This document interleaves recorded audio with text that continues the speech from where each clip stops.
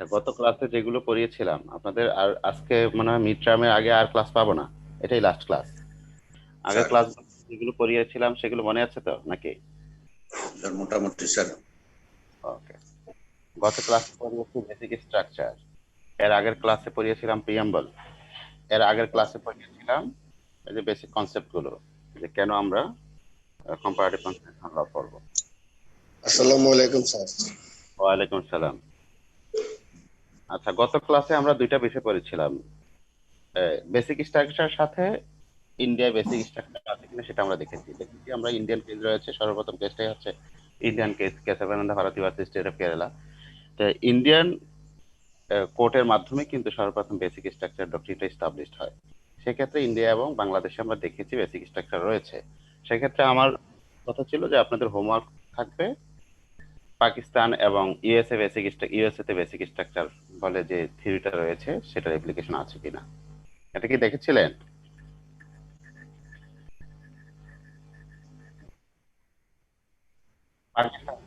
পাকিস্তান এবং ইউএসএ তে, এই দুটি রাষ্ট্রে বেসিক স্ট্রাকচার, বাংলাদেশে এবং ভারতে তো আমরা দেখলাম বেসিক স্ট্রাকচার আছে, পাকিস্তান এবং ভারতে আছে না বেসিক স্ট্রাকচার, সরি পাকিস্তান এবং ইউএসএ তে আমেরিকায় বেসিক স্ট্রাকচার আছে কিনা, এটা হোমওয়ার্ক ছিল, এটা কি করেছেন?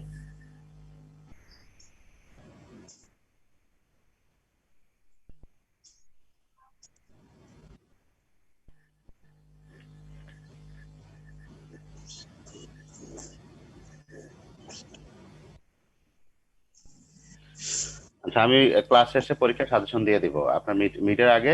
এটাই হচ্ছে আপনাদের লাস্ট ক্লাস, যেহেতু 26 তারিখ থেকে পরীক্ষা শুরু, আর ক্লাস পাচ্ছিলাম না। পরীক্ষা নোটিশ পেয়েছেন তো নাকি? স্যার রুটিন পাইনি স্যার, নোটিশ পাইছি। আচ্ছা, নোটিশ, হ্যাঁ নোটিশ পেয়েছেন, রুটিন পান নাই, নোটিশ পেয়েছেন সেটা। আচ্ছা, আজকে আমরা পড়বো fundamental principles of state policy, রাষ্ট্র পরিচালনার মূলনীতি সমূহ। Fundamental principles of state policy, এটা বাংলাদেশে fundamental principles of state policy নামে রয়েছে, তবে অন্যান্য রাষ্ট্রে ফান্ডামেন্টাল ডিরেক্টিভস নামে রয়েছে। ফান্ডামেন্টাল ডিরেক্টিভস, কারণ অন্যান্য রাষ্ট্রের যে সংবিধানগুলো আছে সেখানে খুঁজতে গেলে fundamental principles of state policy নাও পেতে পারেন। সেক্ষেত্রে ফান্ডামেন্টাল ডিরেক্টিভ যেগুলো, সেটা কিন্তু ফান্ডামেন্টাল প্রিন্সিপাল। যেমন ভারতের সংবিধানে যদি আপনি খুঁজতে যান দেখবেন ফান্ডামেন্টাল ডিরেক্টিভস নামে রয়েছে, ফান্ডামেন্টাল প্রিন্সিপালস নাই। তো বাংলাদেশের সংবিধান fundamental principles of state policy, বাংলাদেশের সংবিধানটাই আজকে আমরা দেখবো।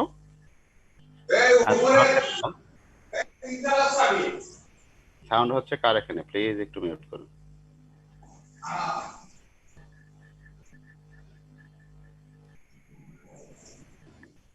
কার এখানে সাউন্ড হচ্ছে, প্লিজ একটু মিউট করুন। ওকে।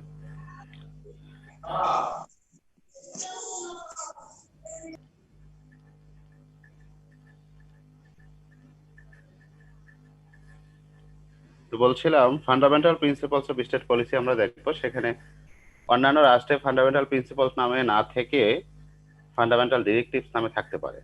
সেক্ষেত্রে আমরা বাংলাদেশেরটা আজকে দেখবো, আপনাদের হোমওয়ার্ক থাকবে শুধু ইন্ডিয়ারটা দেখবেন। আমরা বাংলাদেশেরটা দেখবো ক্লাসে, আপনাদের হোমওয়ার্ক থাকবে ইন্ডিয়ারটা দেখবেন। ক্লাস শেষে আপনাদের পরীক্ষায় কি কি আসতে পারে একটা আমি ধারণা দিয়ে দিবেন।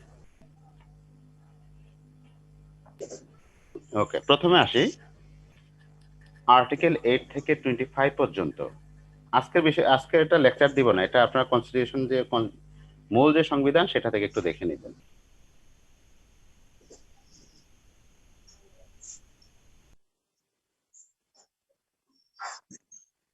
আমার কথা কি শোনা যাচ্ছে ক্লিয়ার? শোনা যাচ্ছে জি স্যার। স্যার। ওকে।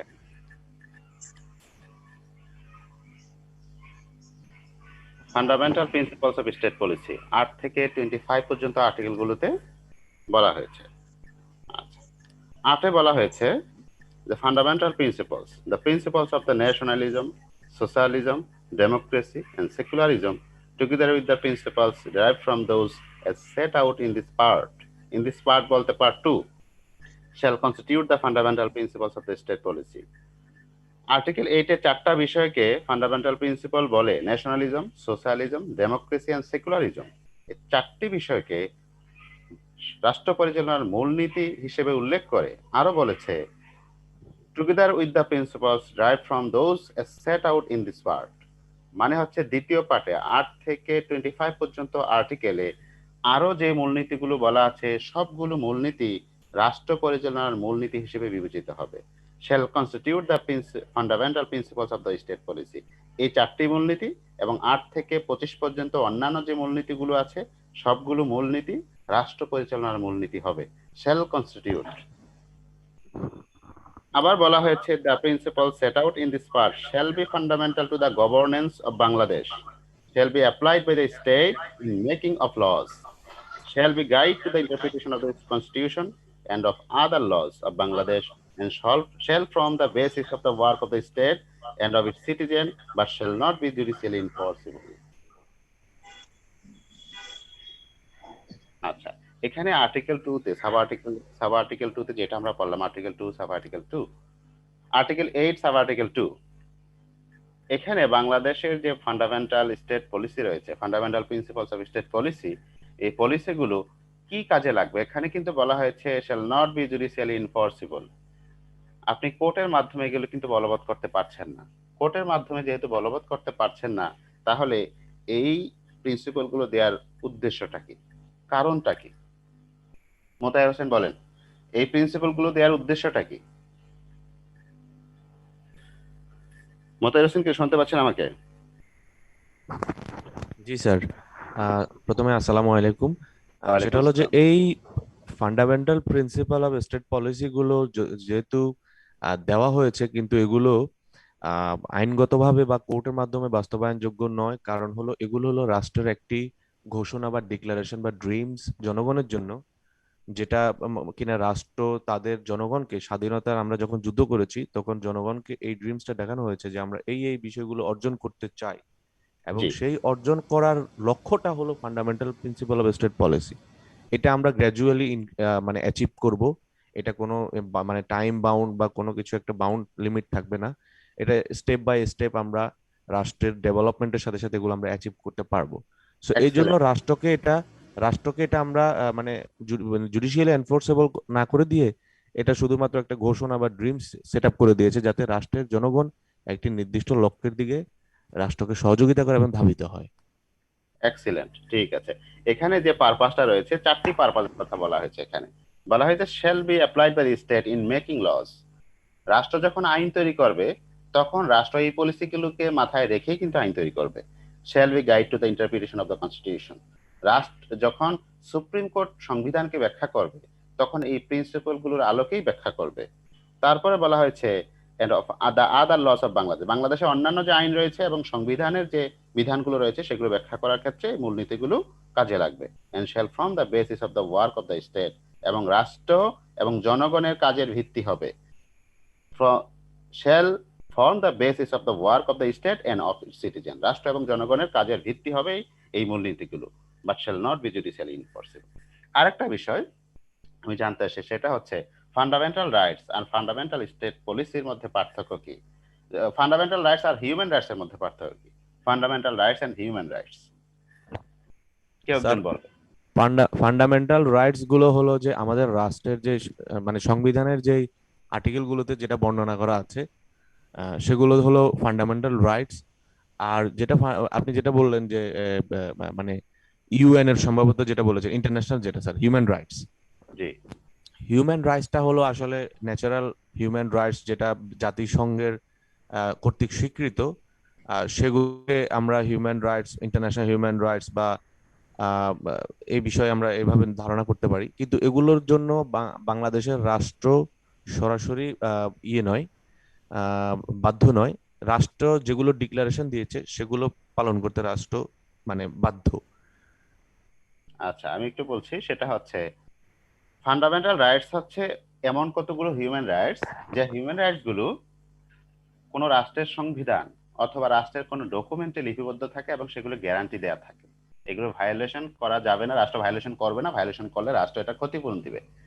এই যে গ্যারান্টি গুলো দেয়া থাকে কোন ডকুমেন্টে, যে হিউম্যান রাইটস এর বিষয়ে গ্যারান্টি দেয়া থাকে, সেটা কনস্টিটিউশন হোক অথবা অন্যান্য সুপ্রিম ডকুমেন্ট হোক, যে ডকুমেন্টে হিউম্যান রাইটস এর গ্যারান্টি দেয়া থাকে সেই হিউম্যান রাইটস গুলো ফান্ডামেন্টাল রাইটস। বুঝা গেছে? যেই হিউম্যান রাইটস গুলোর গ্যারান্টি দেয়া থাকে সেগুলো ফান্ডামেন্টাল রাইটস। আর হিউম্যান রাইটস হচ্ছে এমন কিছু রাইটস যেগুলো মানুষ জন্মের সাথে সাথে সে অর্জন করে। যেমন মানুষ জন্মের সাথে সাথেই তার একটা অধিকার তৈরি হয়, সে কথা বলতে পারতে হবে তাকে, তাকে চলাফেরা করতে দিতে হবে, তাকে মুক্তভাবে চলতে দিতে হবে। তার হচ্ছে যত স্বাধীনতা রয়েছে যেগুলো অন্যের ক্ষতি করবে না, সবগুলো স্বাধীনতা সে অর্জন করবে। এই সবগুলো বিষয় হচ্ছে হিউম্যান রাইটস। মানুষ জন্মের সাথে সাথে যে অধিকারগুলো অর্জন করে সেই অধিকারগুলো হচ্ছে হিউম্যান রাইটস, স্বভাবজাতভাবে অর্জন করবে। আর যেই হিউম্যান রাইটস গুলো কোনো রাষ্ট্রের ডকুমেন্ট অথবা সংবিধানে লিপিবদ্ধ থাকে এবং গ্যারান্টি দেয়া থাকে সেগুলো হচ্ছে ফান্ডামেন্টাল রাইটস। ক্লিয়ার? আসসালামু আলাইকুম স্যার। ওয়ালাইকুম সালাম। আর স্যার ভালো আরেকটা আছেন বিষয় স্যার? হচ্ছে, জি, আরেকটা বিষয় হচ্ছে fundamental principles of state policy part 2 তে বলা হয়েছে এগুলো, আর পার্ট 3 তে আমাদের বলা হয়েছে ফান্ডামেন্টাল রাইটস যেগুলো। আচ্ছা, ফান্ডামেন্টাল রাইটস এবং fundamental principles of state policy এই দুইটার মধ্যে পার্থক্য কি বলেন? এই দুইটার মধ্যে কি পার্থক্য? ফান্ডামেন্টাল রাইটস এবং fundamental principal fundamental of state principles policy. G sir, fundamental principle of state policy কিছুক্ষণ আগে আপনি বলেছেন যে 4টা মূলনীতি জি বাংলাদেশের রয়েছে, হুম, সেগুলো সহ এবং আর্টিকেলের মধ্যে যেগুলো উল্লেখ করেছেন, এই প্রিন্সিপাল গুলো হলো রাষ্ট্র কিভাবে পরিচালিত হবে, জি রাষ্ট্রের পরিচালনার মানে নীতিটা কি হবে, সেটি হলো এই fundamental principle of state policy. জি আর যেটা আরেকটা কি যেন বললেন স্যার? ফান্ডামেন্টাল রাইটস যেটা পার্ট 3 তে, পার্ট ফান্ডামেন্টাল 3 রাইটস। ফান্ডামেন্টাল রাইটসটা হলো স্যার আমাদের কনস্টিটিউশনের যেই 26 থেকে যেই এগুলো আছে, যেই প্রিন্সিপাল গুলো দেওয়া উল্লেখ করা আছে বা জি আর্টিকেল গুলো উল্লেখ করা আছে, সেগুলো যেই বিষয়গুলো উল্লেখ থাকবে সেগুলো হলো আমাদের ফান্ডামেন্টাল রাইটস, যেটা রাষ্ট্রের যে কোনো নাগরিক যদি মনে করে যে তার এই রাইটস লঙ্ঘিত হয়েছে, তাহলে সেটার জন্য সে ইমপ্লিমেন্টেশনের জন্য সে রাষ্ট্রের কাছে মামলা দায়ের করতে পারে অথবা রাষ্ট্রের কাছে অভিযোগ করতে পারে। আর এই দুটোই আসলে একটু ডিফারেন্ট। রাষ্ট্র একটা হলো রাষ্ট্র কিভাবে পরিচালিত হবে সেটি সরকার নির্ধারণ করে, যে যেটা fundamental principle of state policy, সেটা কোনো সরকার নির্বাচিত হওয়ার মাধ্যমে সরকার কিন্তু যে কোনো নীতি বা আইন বাস্তবায়ন করতে গেলে সেটার সাথে ইনকনসিস্টেন্ট কোনো কিছু করতে পারে না। আর জি ফান্ডামেন্টাল রাইটস যেটা হলো সেটা হলো জনগণের রাইটস, সেটা হলো রাষ্ট্র পরিচালনার ক্ষেত্রে সরকার যে কাজগুলো করে সেই কাজগুলো যাতে কোনোভাবে যদি কোনো জনগণের কোনো কারণে ক্ষতির শিকার হয়, তাহলে জনগণ তার অধিকার প্রাপ্তির জন্য রাষ্ট্রের কাছে সেটার জন্য ক্ষতিপূরণ চাইতে পারে অথবা তার রাইটস বাস্তবায়নের জন্য আবেদন করতে পারে। আমার বুঝে এতটুকু এসেছে স্যার। আচ্ছা, এখানে আরেকটা বিষয় আছে, সেটা ঠিক আছে। আরেকটা বিষয় হচ্ছে যে আপনারা যখন আইসিসিপিআর এবং আইসিইএসসিআর পড়েছেন, ইন্টারন্যাশনাল ল পড়তে যে, ইন্টারন্যাশনাল ল যখন পড়েছেন তখন universal declaration of human rights UDHR সাথে আইসিসিপিআর এবং আইসিইএসসিআর পড়েছেন? পড়ানো হয়েছিল স্যার, তবে এটা আসলে তখন পড়ছিলাম পরীক্ষার পাশের জন্য ওইভাবে। আচ্ছা, সেখানে আপনারা দুইটা বিষয় পড়েছেন। একটা হচ্ছে আইসিসিপিআর এ যেটা পড়েছেন এটা পড়েছেন সিভিল এন্ড পলিটিক্যাল রাইটস, এবং আইসিইএসসিআর এ যেটা পড়েছেন social, economic and cultural rights. এই দুই ধরনের অধিকার পড়েছেন। হিউম্যান রাইটস এই দুই ধরনের হতে পারে, সিভিল এন্ড পলিটিক্যাল রাইটস। আরেকটা হচ্ছে social, economic and cultural rights. আমরা পার্ট 3 তে যেটা পড়ি, যেটাকে বাংলাদেশের কনস্টিটিউশনে ফান্ডামেন্টাল রাইটস হিসেবে উল্লেখ করা হয়েছে, সেগুলো হচ্ছে সিভিল এন্ড পলিটিক্যাল রাইটস।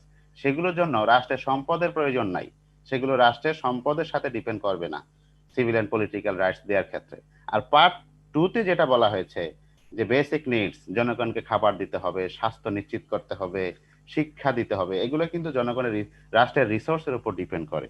এখানে যতগুলো বিষয় বলা হয়েছে পার্ট 2 তে, পার্ট 2 এর বিষয়গুলো কিন্তু social, economic and cultural rights.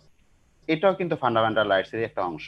এই যে পার্ট 2 এর অধিকাংশ বিষয়গুলো আর্টিকেল 9 থেকে 25 পর্যন্ত, 25 পর্যন্ত যে বিষয়গুলো বলা হয়েছে সেগুলো কিন্তু social, economic and cultural rights, সেগুলো হিউম্যান রাইটস এরই অন্তর্ভুক্ত। ঠিক আছে? এই দুই ধরনের হিউম্যান রাইটস কিন্তু এখানে বর্ণিত আছে। একটা স্টেট পলিসিতে দেয়া হয়েছে যাতে রাষ্ট্রকে বাধ্য না করা যায়, রাষ্ট্রের এক্সপ্রেশন থাকবে, রাষ্ট্রের লক্ষ্য থাকবে।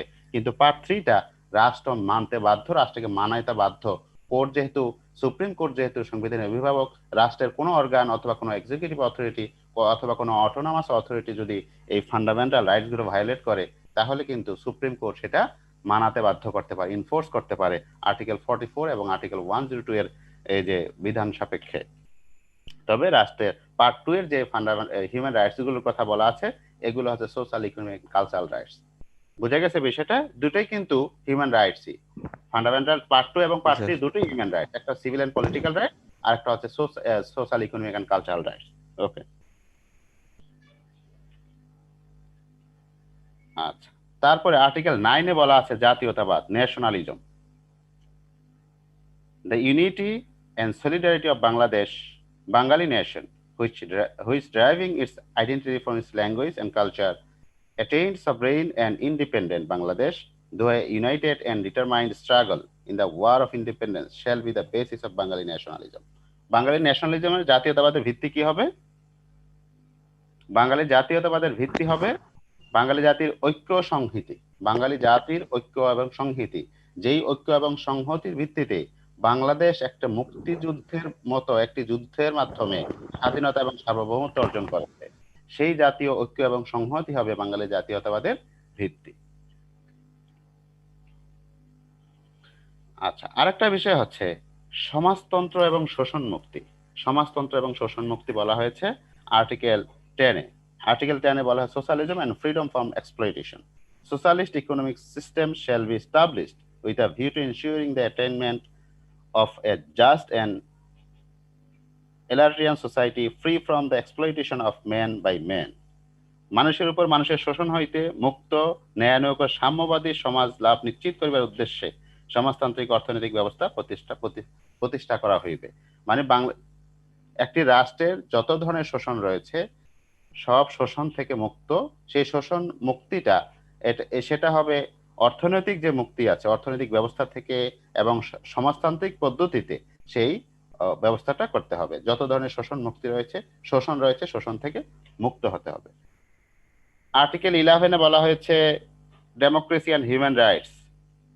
ডেমোক্রেসি এবং হিউম্যান রাইটস, গণতন্ত্র এবং মানবাধিকার। The republic shall be a democracy in which fundamental human rights and freedom and respect for the dignity and worth of human person shall be guaranteed, and in which effective participation by the people through their elected representatives in the administration at all levels shall be ensured. এই যে জনগণের ভোটে নির্বাচিত প্রতিনিধি তৈরি হবে, সেটা কিন্তু ডেমোক্রেসির যে সংজ্ঞাটা রয়েছে, ডেমোক্রেসির সংজ্ঞাটা কিন্তু এরকমই। এটা কিন্তু ডেমোক্রেসির বিষয়টা আর্টিকেল 11 এ ডিটেইল প্রতিফলিত হয়েছে। আচ্ছা, তারপরে রয়েছে আর্টিকেল 12, ধর্মনিরপেক্ষতা ও ধর্মীয় স্বাধীনতা। ধর্মনিরপেক্ষতা নীতি বাস্তবায়নের জন্য রাষ্ট্র সপ্রকার সাম্প্রদায়িকতা, রাষ্ট্র কর্তৃক কোনো ধর্মকে রাজনৈতিক মর্যাদা দান, রাজনৈতিক উদ্দেশ্যে ধর্মীয় অপব্যবহার, কোনো বিশেষ ধর্ম পালনকারী ব্যক্তির প্রতি বৈষম্য বা তাহার উপর নিপীড়ন বিলোপ করা হইবে। আচ্ছা, এখন আমার একটা কোয়েশ্চেন হচ্ছে, আর্টিকেল 12 এ বলা হলো কোন ধর্মকে রাষ্ট্রীয় মর্যাদা দান করা যাবে না। আবার আর্টিকেল 2 তে বলা হয়েছে, আর্টিকেল 2 এর এ, রাষ্ট্রধর্ম ইসলাম, প্রজাতন্ত্রের রাষ্ট্রধর্ম ইসলাম, তবে হিন্দু, বৌদ্ধ, খ্রিস্টান সহ অন্যান্য ধর্ম পালন রাষ্ট্র সমমর্যাদা সম অধিকার নিশ্চিত করবে। এই যে রাষ্ট্রকে সংবিধান ইটসেলফ একটা কন্ট্রাডিক্টরি কথা বললো। আর্টিকেল 12 তে বলা হয়েছে ধর্ম নিরপেক্ষতা, ধর্মীয় স্বাধীনতা। বলা হয়েছে রাষ্ট্র কোন ধর্মকে রাজনৈতিক মর্যাদা দান করবেন না। আবার আর্টিকেল 2 এর এতে বলা হচ্ছে প্রজাতন্ত্রের রাষ্ট্রধর্ম ইসলাম। এটা কি সাংঘর্ষিক মনে হচ্ছে কিনা?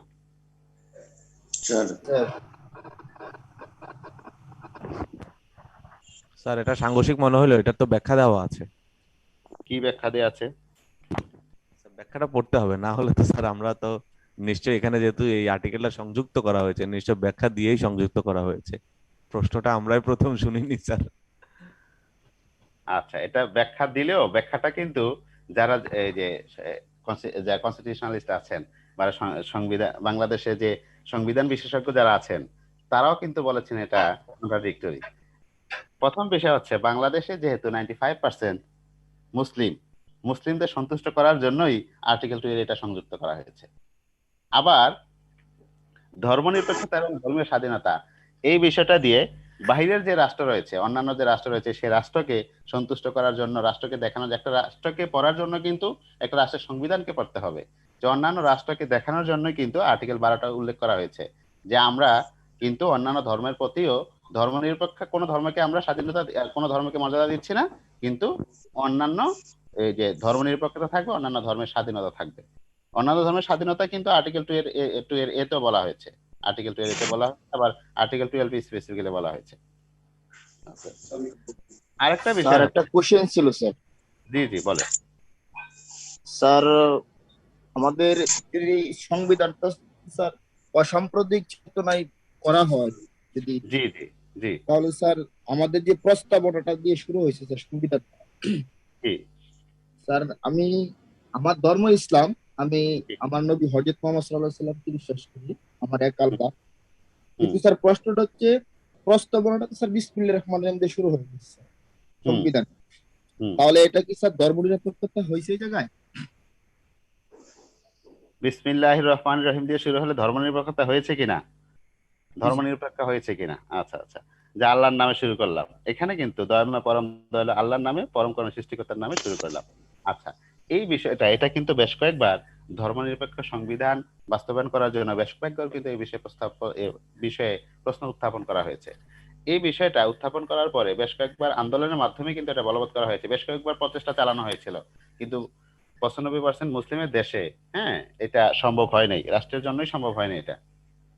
বুঝে গেছে? কারণ হচ্ছে রাষ্ট্র এই সংবিধানে নিজেই বলেছে, it is the Solomon expression of the will of the people. Solomon expression of the will of the people মানে হচ্ছে মানুষের যে ইচ্ছার বহিঃপ্রকাশ, মানুষের সামগ্রিক ইচ্ছার বহিঃপ্রকাশ হচ্ছে সংবিধানটা। মানুষের যে সামগ্রিক ইচ্ছাটা কি, এখানে বাংলাদেশের মানুষের সামগ্রিক ইচ্ছাটা কি, যখনই পরিবর্তন করতে চাওয়া হয়েছে, যখন মানুষ কিন্তু এটা পরিবর্তনের বিরুদ্ধে গিয়েছে, তার মানে মানুষের ইচ্ছাটা ছিল এখানে বিসমিল্লাহ থাকুক, তাই তো? যেহেতু এখানে Solomon extension of the will of the people বলা হয়েছে, সেহেতু এই বিসমিল্লাহটা থাকাটা মানুষের ইচ্ছারই বহিঃপ্রকাশ হিসেবে থেকেছে। ক্লিয়ার? স্যার এই জায়গায় প্রশ্নটা হচ্ছে আমাদের সংবিধানটা হচ্ছে স্যার পিপলস রিপাবলিক, এটা তো স্যার হচ্ছে ইসলামিক রিপাবলিক, বিষয়টা হচ্ছে না, যে স্যার এই ইসলামিক জায়গায়। রিপাবলিক, হ্যাঁ ইসলামিক রিপাবলিক, পিপলস রিপাবলিক হলে যে বিসমিল্লাহ থাকা যাবে না, এটা আপনাকে কে বলেছে? বলে। না স্যার, আমি তো স্যার এটা বলছি না স্যার, যেহেতু আমাদের একটা স্পেসিফিক আর্টিকেল একটা উল্লেখ আছে স্যার, আমাদেরটা হচ্ছে একটা অসাম্প্রদায়িক চেতনায় ধর্মনিরপেক্ষতা বজায় থাকবে আমাদের কনস্টিটিউশন। হুম। জি। হুম। স্যার প্রশ্নটা হচ্ছে স্যার এই জায়গায়। আর আরেকটা বিষয় হচ্ছে, বিসমিল্লাহর বিষয়ে যখন প্রশ্ন উত্থাপন করা হয়েছে তখন বেশ কয়েকবার বলা হয়েছে যে এই বিসমিল্লাহটা সংবিধানের মূল অংশ না। সংবিধানের যেহেতু মূল অংশ না, সেহেতু এটাকে সাম্প্রদায়িক বলা যাবে না, বিসমিল্লাহ থাকার কারণে সাম্প্রদায়িক বলা যাবে না। অন্যান্য প্রভিশন স্যার গুলো, সিরিজ শোনা যায় না। অন্যান্য প্রভিশন গুলো কিন্তু সাম্প্রদায়িক, সাম্প্রদায়িকের সাথে সাম্প্রদায়িক যে বিষয়টা আছে, অসাম্প্রদায়িক ভাবে কিন্তু করা হয়েছে অন্যান্য বিষয়গুলো। কোন ধর্মের সাথে বৈষম্য করা যাবে না, এই বিসমিল্লাহর কারণে কি অন্য ধর্মের সাথে বৈষম্য করা হয়েছে কিনা, সেটা একটা কোয়েশ্চেন। বিসমিল্লাহ থাকার কারণে অন্য ধর্মের সাথে বৈষম্য করা হয়েছে কিনা। জি স্যার। স্যার তারপরে এখানে রয়েছে, জি, এখানে এখানে স্যার আপনি যদি আমাদের অন্যান্য আলোচনাগুলো শুনেন দেখবেন যে হ্যাঁ, রাষ্ট্র কিন্তু এটা বলার মানে অনেকটাই আগেই ব্যাখ্যা দিয়েছে। আমি বিভিন্ন ব্যাখ্যাগুলো শুনেছি। জি, যেমন বিসমিল্লার ব্যাপারে যেমন রাষ্ট্র প্রথমত দায়ী করে হলো এরশাদ সাহেবকে, প্রেসিডেন্ট মরহুম প্রেসিডেন্ট এরশাদ সাহেবকে। তো সেখানে তারা বলে যে রাষ্ট্র যদিও কোনো ধর্মনিরপেক্ষ নেচারে, তবে আমাদের এই ধর্মনিরপেক্ষ বা সেকুলারিজমের একটা ব্যাখ্যা দেওয়া আছে।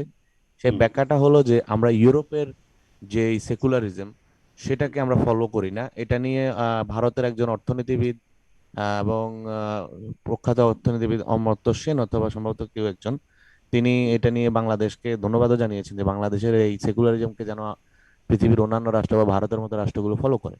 কারণ হুম, এই সেকুলারিজমের মিনিং হলো রাষ্ট্রের যে সর্বাধিক যে জনগণ তারা হুম, ইসলামিস্ট হলেও, হুম, একটা বিশেষ ধর্মের অনুসারী হলেও রাষ্ট্রের তাদের যে প্রাধান্য থাকার কথা সেই হুম, প্রাধান্যটা রাষ্ট্রের পলিসিগতভাবে কমিয়ে দেওয়া হয়েছে। হুম, একই সাথে যারা মাইনরিটি রয়েছে সেই হুম, মাইনরিটিসদের যেরকম ধরনের লিমিটেশনের মধ্যে থাকার কথা সেই হুম, লিমিটেশনস থেকে তাদের রাইটস গুলোকে বাড়িয়ে দেওয়া হয়েছে।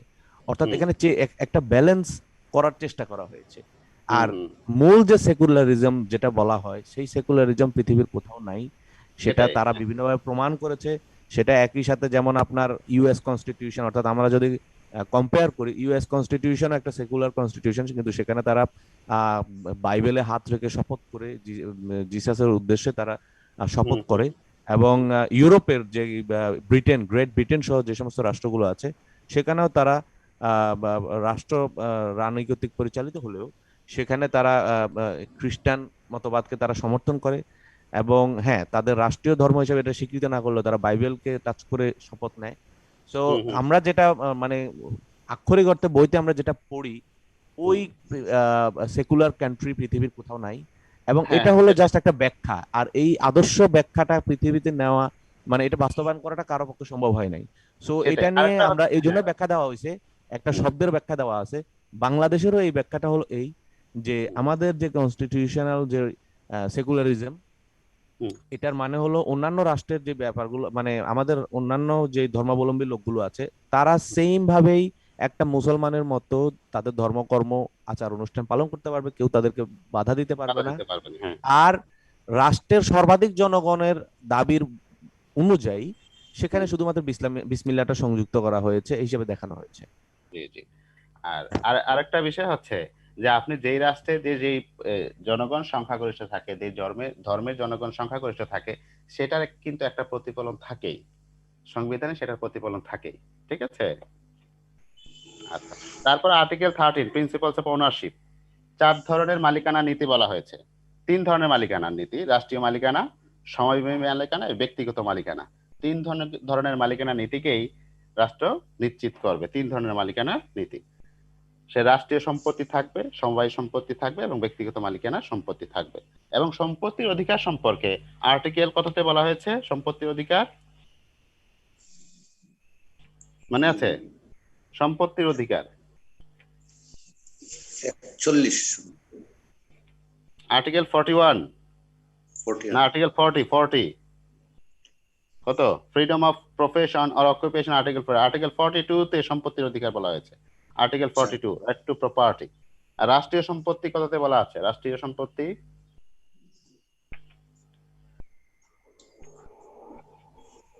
আর্টিকেল 143। আর্টিকেল 143 তে রাষ্ট্রীয় সম্পত্তি বলা আছে। তারপরে আর্টিকেল 14 তে বলা হচ্ছে emancipation of peasants and workers. It shall be fundamental responsibility of the state to emancipate the toiling masses, the peasants and workers and backward section of the people from all forms of exploitation. রাষ্ট্রের অন্যতম মৌলিক দায়িত্ব হবে মেহনতি মানুষকে, কৃষক ও শ্রমিককে এবং জনগণের অনগ্রসর অংশসমূহকে সকল প্রকার শোষণ হইতে মুক্তি দান করা। কোন রকম শোষণ করা যাবে না এদেরকে। তারপরে 15 তে বলা হচ্ছে basic needs, provision of basic necessities. তার 16 তে বলা হচ্ছে গ্রামীণ উন্নয়ন, কৃষি বিপ্লব। 17 তে অবৈতনিক বাধ্যতামূলক শিক্ষা, ফ্রিডম অ্যান্ড কম্পালসারি এডুকেশন। 18 তে জনস্বাস্থ্য এবং নৈতিকতা।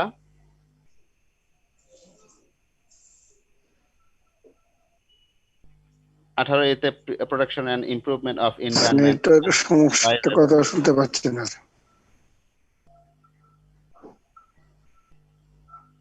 নেটওয়ার্কের সমস্যা। সেলিম হোসেন কথা শুনতে পাচ্ছেন না? Selim Hossain,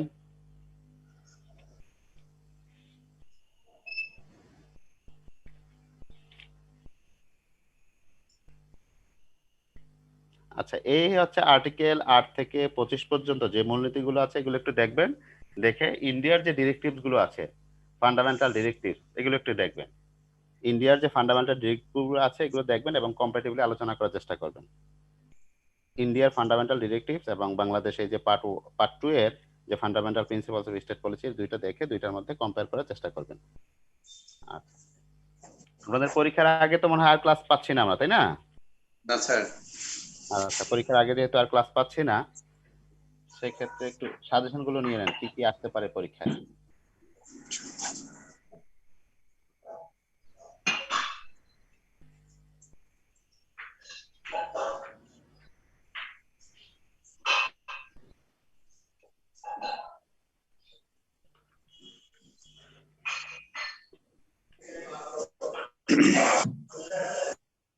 Purpose and benefits of comparative constitutional law.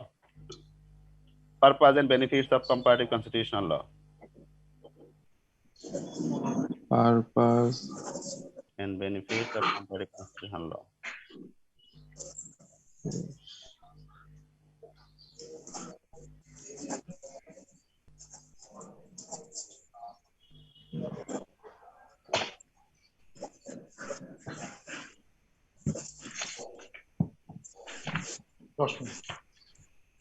তারপরে লেখেন লেখা হয়েছে? স্যার তারপর লেখেন is preamble an operative part of the constitution discussed with reference to the constitution of Bangladesh, India, Pakistan and USA.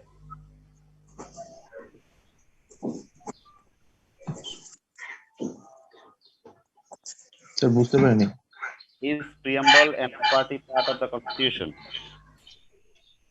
Is preamble an operative part of the constitution?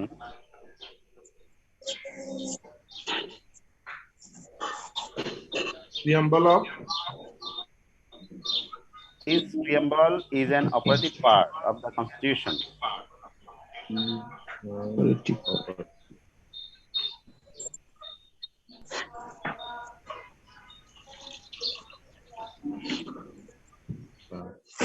Discuss with reference to the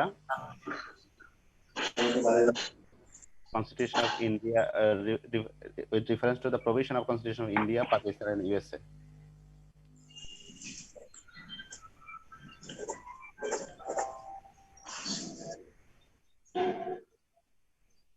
দেখা হয়েছে? Bangladesh, Indian, Pakistan না? জি জি জি, Bangladesh, India, Pakistan, USA.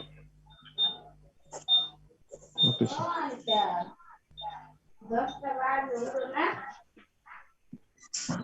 Sir. তারপরে বলছি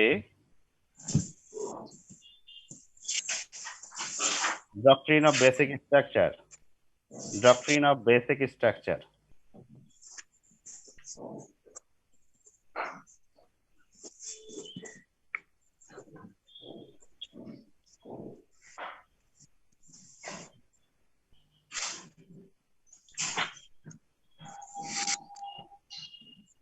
doctrine of basic structure. Doctrine of basic structure. Origin, development and concept. Origin, development and concept.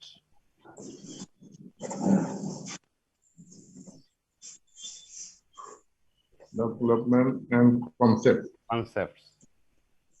Basic structure of Bangladesh Constitution.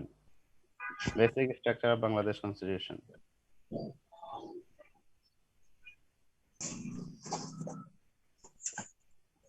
View opposing the theory of basic structure. View opposing the theory of basic structure.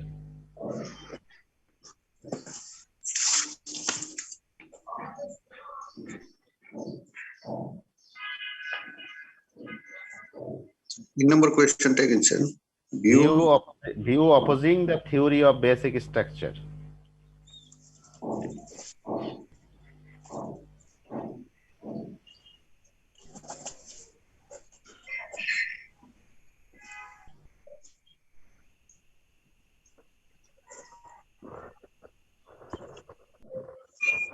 View opposing the Theory of basic structure.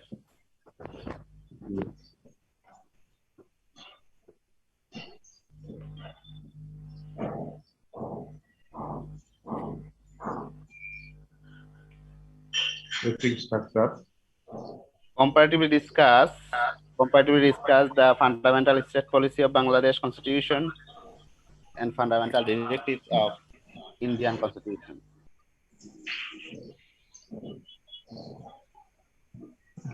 Sir comparatively Comparative policy, sir. We will discuss the fundamental principles of state policy of Bangladesh Constitution and fundamental directives of Indian Constitution.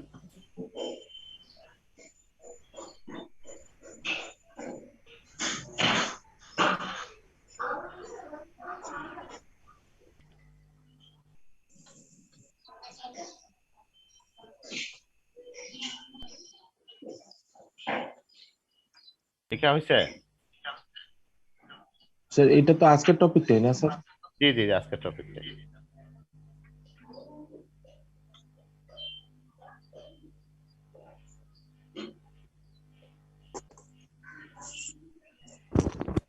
এখানে আপনি বলেছেন comparative discuss the fundamental principle of state policy of the constitution and fundamental directive of Indian Constitution. Fundamental principal state policy of Bangladesh Constitution আর fundamental directives of Indian Constitution. Sir এই চারটাই থাকবে, তিনটা answer করতে হবে। হ্যাঁ, চারটাই জি, থাকবে। একটু অ্যাটেন্ডেন্স গুলো নিয়ে নিচ্ছি আপনাদের। নূর রাব্বি রাতুল আছেন, নূর রাব্বি রাতুল, টিপু সুলতান, শহীদ খান,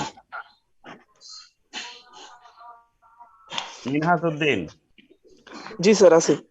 ওকে, নবী হুসাইন, সেলিম হুসাইন,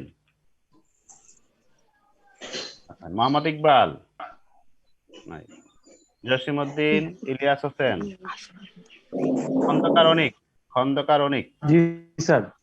ওকে, মমিনুল হক আছেন, স্যার আছেন। আমির হুসাইন আছেন, জি স্যার। মুতাহির হোসেন আছেন, আরব আলী আছেন, Yes, আছেন দিয়েছি, সুলতানা রাজিয়া আছেন, হৃদয় আছেন, শফিউল, হ্যাঁ, শফিউল, কাজী ইমরান, প্রেজেন্ট স্যার। জি আছেন, জহিরুল ইসলাম আছেন,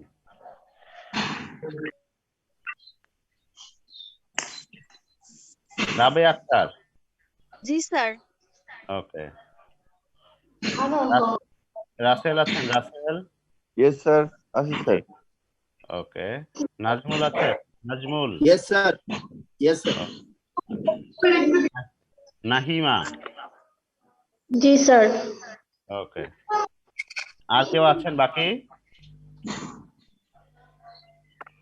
sir MD Nazmul sir Hussain. আমি আছি স্যার। নাজমুল দিয়েছি, নাজমুল দিয়েছি, থ্যাংক ইউ স্যার।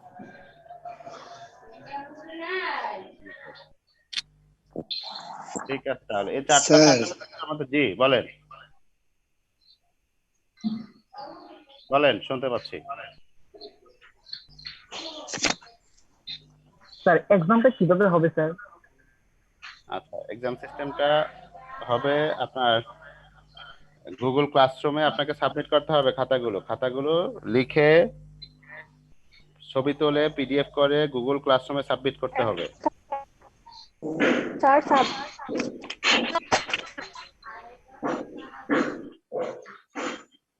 স্যার আমাদের জি, কে কি বলছিলেন বলেন। স্যার বললাম স্যার 26 তারিখে কি স্যার একেবারে সব এক্সাম না স্যার ছিলাম, আমি ছিলাম স্যার, প্রেজেন্ট হয়েছি নেটওয়ার্কের চাপ স্যার, শুনতে পাই না। সেলিম হোসেন আপনার প্রেজেন্ট দিয়েছি। আচ্ছা, আপনাদের স্যার। পরীক্ষা সবগুলো একই দিনে হবে না, এটা হচ্ছে আপনাদের রুটিন দেয়া হবে, টেক দিনের মধ্যে হয়তো রুটিন দেয়া হবে, ঠিক আছে? টেক দিনের মধ্যে হয়তো রুটিন দেয়া হবে, সকাল বিকাল পরীক্ষা হতে পারে।